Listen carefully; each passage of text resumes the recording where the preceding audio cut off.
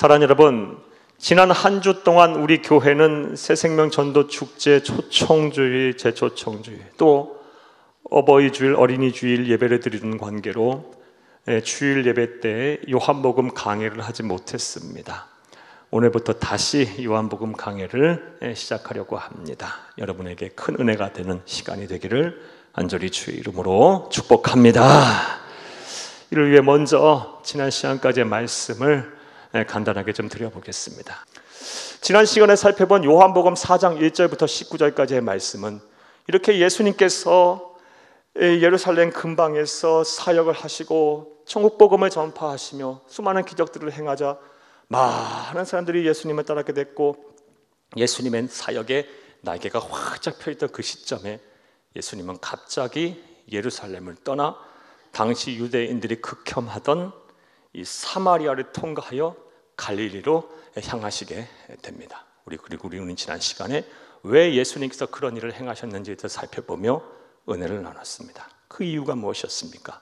먼저 세례 요한과 행여 생길 수 있는 갈등과 분열을 피하시기 위해서 예수님은 사역의 정점으로 향하던 그 시간에 모든 것을 내려놓고 예루살렘을 떠나 갈릴리로 향하신 것입니다.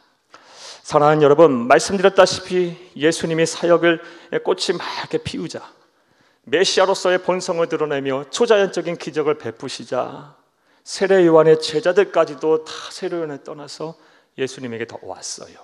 이것을 보고 당시 세례 요한과 예수님과 대립각을 세우고 있었던 바리새인과 유대인들이 세례 요한과 예수님 사이를 이간질하려고 했어요.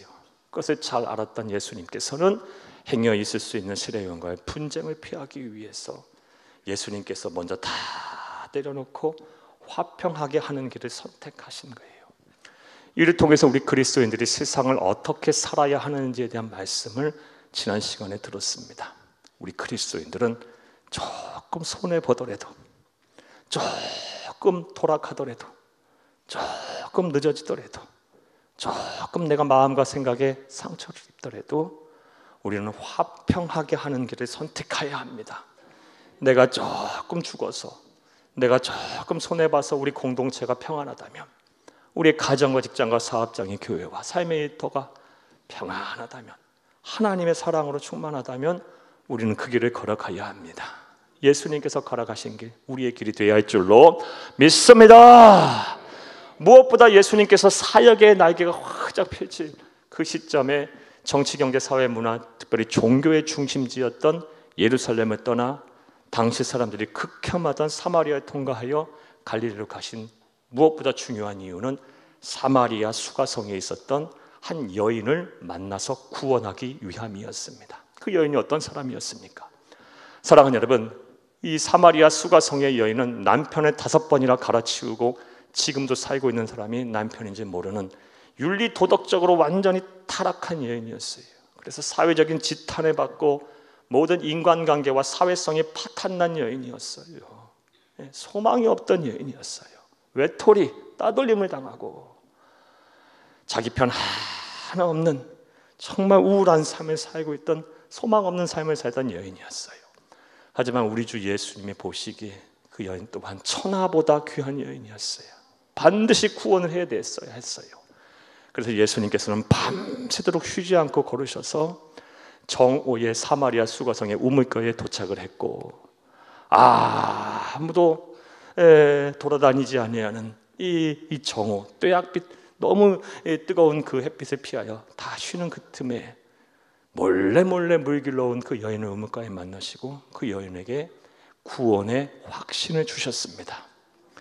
이 여인은 지난날의 과오와 죄책감으로 인해서 타오는 듯한 영혼의 갈증을 느끼고 있었어요. 이 여인을 향하여 우리 주 예수님께서는 영원히 목마르지 않은 샘물을 주셨어요. 죄 사함에 대한 확신을 주셨고 구원의 소망을 주셨어요. 다시 살 수 있는 힘을 허락하여 주셨습니다. 줬어요. 그런 후에 우리 본문 말씀을 보게 되면 예수님께서는 이 여인을 향하여 남편을 데려오라 그랬어요. 그러다 이 여인이 나에게는 남편이 없다 그랬어요. 5명을 갈아치우고 지금 살고 있는 남자도 남편이 아닌 거예요. 예수님이 네 말이 옳도다라고 말씀하셨어요. 그때야 비로소 이 여인이 예수님을 향하여 신앙 고백을 하여 합니다. 선지자로서이다. 자, 이러한 대화가 있고 나서 이 사마리아 수가성 여인이 갑자기 대화의 주제를 전환을 하여 빨리 전환을 해요. 구원과 영생과 이 목마름에 대한 영혼의 갈증에 대한 대화를 나누다가 갑자기 화제를 전환합니다. 오늘 보면 20절을 함께 보겠습니다. 우리 조상들은 이 산에서 예배하였는데 당신들의 말은 예배할 곳이 예루살렘에 있다 하더이다. 아멘. 대화의 주제를 예배로 바꿔버려요.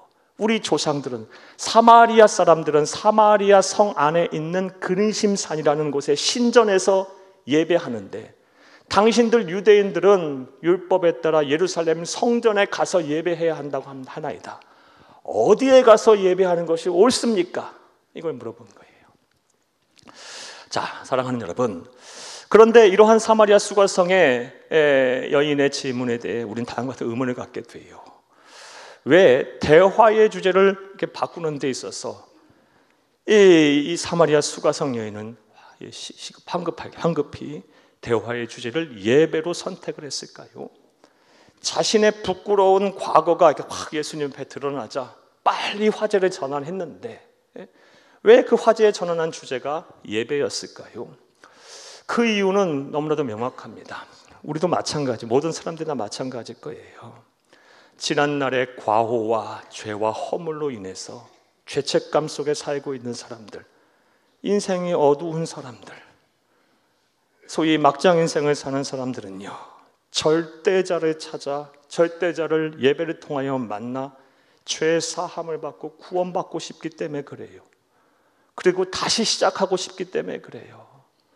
사람은 구원할 수 없고, 사람은 나를 편안케 할 수 없으며, 사람은 나를 의인으로 만들 수 없지만 절대자를 찾아 그분을 만나 내가 죄 사함을 받고 구원을 받을 수만 있다면 다시 시작할 수 있을 텐데 라는 심정으로 대화의 주제를 구원의 기쁨, 영생의 은혜를 받고 보니 예배가 필요해서 예배로 전환을 한 것입니다. 지금 이 시간에도 이 사마리아 수가성 여인과 같은 심정을 가지고 이 자리에 계신 분들 분명 계시리라고 봅니다. 지난날의 죄책감과 과오 좀 벗어버리고 싶은데 절대자인 하나님을 만나서 다시 시작하고 싶은 분들 계실 거예요. 이런 분들에게 하나님의 특별하신 위로의 영과 회복의 영이 임하기를 간절히 주의 이름으로 축복합니다. 축복합니다. 사마리아 수가성 여인은 구원의 기쁨, 영생의 은혜를 체험한 이후, 영원히 목마르지 않은 샘물을 마신 이후에 대화의 주제를 예배로 전환했어요. 그리고 예수님에게 물었어요. 우리가 어디에 가서 예배를 드려야 합니까? 그러자 오늘 본문 말씀 21절 이하의 말씀을 보게 되면 예수님께서는 분명하게 말씀하셨어요. 어디에서 예배를 드리는 것이 중요한 것이 아니라 바르게 예배하는 것이 중요하다. 바르게 예배해야 하나님이 그 예배를 받으시고 바르게 예배하는 자의 예배자를 찾으신다라고 하나님 말씀하시면서 어떻게 드리는 것이 바른 예배인지 명확하게 우리에게 제시하셨습니다. 자, 그렇다면 이제부터 생각을 해보겠습니다. 우리 그리스도인들이 예배를 하나님 앞에 드려야 할 텐데 우리 하나님이 찾으시는 예배, 바른 예배란 어떻게 드리는 것일까요? 이제부터 따라하시겠습니다. 첫째로, 따라합니다. 첫째로, 영으로 예배 드려야 합니다. 하나님이신 예수님께서 말씀하신 바른 예배란 영으로 드리는 예배입니다. 오늘 보면 23절에서 24절을 함께 보겠습니다. 아버지께 참되게 예배하는 자들은 영과 진리로 예배할 때가 오나니 곧 이때라. 아버지께서는 자기에게 이렇게 예배하는 자들을 찾으시느니라. 하나님은 영이시니 예배하는 자가 영과 진리로 예배할지니라. 아멘. 하나님은 영이시기 때문에 영으로 예배를 드려야 그것이 바른 예배이며 영으로 예배를 드리는 자의 예배를 받으신다. 예배 드리는 자의 예배 드리는 자를 찾으신다라는 것입니다. 그러므로 저와 여러분 또한 영으로 예배를 드려야 할 줄로 믿습니다. 그렇다면 영으로 예배를 드린다는 말의 의미는 뭘까요? 영으로라고 번역이 된 헬라 원어는 엔퓨뉴마티입니다. 엔 퓨뉴마티. 퓨뉴마티는 영어로 스피릿, 성령이고요. 엔은 영어로 전치사 인입니다. 그러니까 영으로 예배를 드리란 말은 성령 안에서 예배를 드리라는 말이에요. 성령 안에서 예배. 따라서 저와 여러분은 성령 안에서 예배를 드려야 합니다. 그래야 우리의 예배를 하나님이 받으시는 거예요. 100번, 1000번 예배를 드려도 성령 안에서 예배를 드리지 않으면 하나님은 우리에게 말씀하실 거예요. 나는 네가 드리는 예배를 본 적도 없고 받은 적도 없다라고 말씀하실 거예요. 저와 여러분은 성령 안에서 예배를 드려야 할 줄로 믿습니다. 자, 그렇다면 또 생각을 해봐요. 성령 안에서 예배를 드린다는 말은 어떻게 하라는 걸까요? 이에 대해서 예배 신학자들과 많은 강해 선교자들이 크게 두 가지의 중요한 해석을 우리에게 하고 있어요. 첫 번째 해석은요, 성령 안에서 예배하라는 말은 이 성령으로 거듭난 후에 예배를 드려야 한다는 것입니다. 한번 따라합니다. 성령으로 거듭난 후에 예배해야 한다. 성령 안에서 예배하라는 말은, 영으로 예배하라는 말은 성령으로 거듭난 후에 예배를 드려야 한다. 이 말씀을 하시는 거예요. 즉 우리가 우리의 죄를 회개하고 예수를 그리스도 믿어 하나님으로부터 의롭다 하심을 받고 구원의 선물을 받은 후에 예배를 드려야 그런 사람의 예배를 받으신다라는 것입니다. 그렇지 아니하고 불신자로서 그저 절대자를 찾고자 하는 그런 마음으로 예배 드린다면, 물론 하나님의 특별하신 은혜와 섭리가 있을 수 있겠지만 정확하게 말씀드리면 영으로 예배를 드리는 예배가 아니기 때문에, 성령 안에서 드리는 예배가 아니기 때문에 그런 사람의 예배는 안 받으신다는 거예요. 그러하기에 사랑하는 여러분, 먼저 우리는 성령 안에서 성령으로 거듭난 후에 예수를 그리스도 믿어 구원의 선물을 받은 후에 예배 자격에, 예배자로서의 자격 조건을 갖추고 예배를 드려야 합니다. 사랑하는 여러분, 이런 관점에서 여러분에게 말씀드려 볼게요. 여쭤볼게요. 지금 여러분들은 다 성령으로 거듭나셨습니까? 구원의 분명한 확신이 있으십니까? 천국을 소유하셨습니까? 예수 그리스도 믿음으로 의롭다 하심을 입으셨습니까? 이게 예배자의 조건이에요. 자격 조건이에요. 만약 이 문제가 해결되지 않으신 분들은요, 이 문제부터 빨리 해결을 하셔야 돼요. 오늘 설령 예배에 처음 나왔다 할지라도 나 같은 자도 예수 믿을 수 있나요? 네, 있을 수 있어요. 하나님의 자녀 될 수 있나요? 네, 될 수 있어요. 나는 죄인입니다라는 것을 분명하게 인정하고 예수님께서 내 죄를 대신하여 십자가에 죽으셨음을 믿으며 내 공로가 아닌 예수의 공로로 말미암아 내가 하나님의 자녀가 된다라는 믿음을 가지세요. 그리고 앞으로의 남은 여생 예수와 복음을 위해 살기 위해 결심을 하세요. 여러분의 귀한 생명과 귀한 삶을 예수에게 맡겨보세요. 그러면 예배자의 자격이 되는 거예요. 성령으로 거듭난 거예요. 성령 안에서 예배할 수 있는 거예요. 그리고 이미 이런 구원의 확신이 있으신 분들은 어떻게 해야 하냐? 구원에 대한 감격과 기쁨 하에 예배해야 되는 거예요. 이게 성령으로 거듭난 후에 예배하는 거예요. 성령 안에서 예배한다는 또 다른 말은요, 또 다른 의미는 성령의 도우심을 받으며 예배해야 한다는 것입니다. 한번 따라합니다. 성령의 도우심을 받으며 예배해야 한다. 이게 성령 안에서 예배한다는 말이에요. 사랑하는 여러분, 지금 하나님의 영, 그리스도의 영이신 성령님께서 지금 이 자리에 우리와 함께 하심을 믿으십니까? 그렇다면 그분의 도우심을 구하면서 지금 이 자리에 예배 드리고 계셔야 돼요. 사랑하는 여러분, 생각을 한번 해보시기를 바랍니다. 우리가 어떻게 해서 우리의 찬송이 하나님을 영화롭게 하겠어요? 죄인인 우리가. 또 우리가 무슨 기도를 어떻게 해서 우리의 기도가 하나님의 보좌에 온전히 상달될 수 있겠습니까? 또 우리가 말씀을 들을 때 우리가 어떻게 해서 하나님의 음성을 들을 수가 있겠어요? 또 우리가 하나님 앞에 예물을 드릴 때 어떻게 해야 우리가 우리 안에 자원하는 마음과 감사하는 마음이 막 샘솟듯 날 수 있겠어요? 이거 우리의 힘으로 안 되는 겁니다. 성령 하나님께서 우리의 찬양을 도와주셔야 막 우리의 영이 깨어 하나님을 영화롭게 하는 찬송도 부를 수 있는 것이고, 성령 하나님께서 우리가 예배 중에 우리 하는 기도를 도와주셔야 우리의 기도가 하나님의 보좌를 막 움직이는 막 역동적인 기도가 되는 것이며, 성령 하나님께서 지금 이 시간에 말씀을 들을 수 있는 들을 귀를 열어주셔야, 믿음을 주셔야 설교를 듣는 가운데, 말씀을 듣는 가운데 하나님의 음성을 들을 수 있는 것입니다. 또 성령 하나님께서 도와주셔야 하나님께 예물 드리는 것이 아깝지 않고 인색하지 않고 막 기쁜 마음으로 보람 있게 감사하며 가치 있게 막 드릴 수 있는 거예요. 믿음의 형제자매들과 교제하는 것도 마찬가지예요.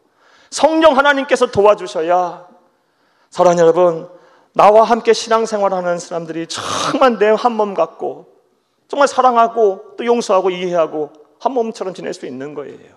성령 하나님이 안 도와주시면 안 되는 겁니다. 그러므로 우리는 예배를 드리는 내내 성령님의 도우심을 간구해야 돼요.